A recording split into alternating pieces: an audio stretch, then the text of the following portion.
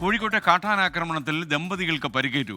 കാവലുംപാറയിലെ തങ്കച്ചൻ, ഭാര്യ ആനി എന്നിവർക്കാണ് പരിക്കേറ്റത്. ഇരുവരെയും കാവലുംപാറ താലൂക്ക് ആശുപത്രി പ്രവേശിപ്പിച്ചിരിക്കുകയാണ്. ഗോകുൽ കെ വേണുഗോപാൽ കോഴിക്കോട് നിന്ന് ചേരുന്നു. ഗൂഗിൾ കെ വേണുഗോപാൽ, പ്രൈം ടൈമിലേക്ക് സ്വാഗതം. താങ്കൾ ആദ്യമായിട്ടാണ് എൻ്റെ പ്രൈം ടൈമിലേക്ക് വരുന്നത്. താങ്കൾക്ക് സ്വാഗതം, പറയൂ. Thank you SKN. ഇന്ന് വൈകിട്ട് 4:45 കൂടിയിട്ടായിരുന്നു ഇത്തരത്തിൽ കാട്ടാനയുടെ ആക്രമണം ഉണ്ടായത്. കാട്ടാനക്കുട്ടിയാണ് ആക്രമണം നടത്തിയത്. കോഴിക്കോട് ജില്ലയിലെ കാവിലമ്പാറ പഞ്ചായത്തിലെ കരിങ്ങാട് എന്ന സ്ഥലത്തെ മുട്ടിച്ചിറ തങ്കച്ചൻ, ഭാര്യ ആനി എന്നിവർക്ക് നേരെയായിരുന്നു ആക്രമണം നടന്നത്. ഈ കാട്ടാന ഇവരുടെ വീട്ടുമുറ്റത്തെത്തുന്ന സമയത്ത് തങ്കച്ചൻ വീട്ടിലുണ്ടായിരുന്നില്ല.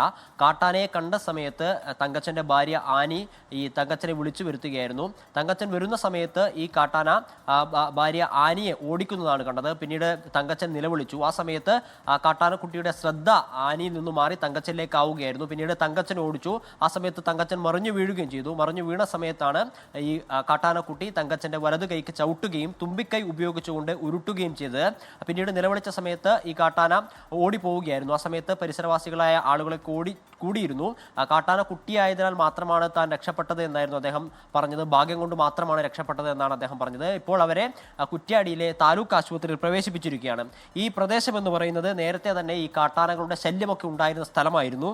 ചൂരണി, കരിങ്ങാട് തുടങ്ങിയ സ്ഥലങ്ങളിലൊക്കെ കാട്ടാനകളുടെ അക്രമം, വന്യജീവികളുടെ അക്രമം നിരന്തരം ഉണ്ടാവുന്നുണ്ട്. അതിനാൽ തന്നെ അവിടുത്തെ ജനങ്ങളൊക്കെ പൊറുതിമുട്ടിയിരിക്കുകയാണ്. ഈ പ്രശ്നത്തിന് ഉടനടി പരിഹാരം കാണണമെന്ന അവരുടെ ആവശ്യം നാളുകളായി ഉയർന്നു വരുന്നുണ്ട്. എന്നാൽ പ്രശ്നപരിഹാരം ഉണ്ടാവുന്നില്ല എന്നുള്ളതാണ് അടിക്കടി ഉണ്ടാവുന്ന ഇത്തരത്തിലുള്ള വന്യജീവി ആക്രമണങ്ങളിൽ നിന്ന് ബോധ്യമാവുന്നത്. SKN.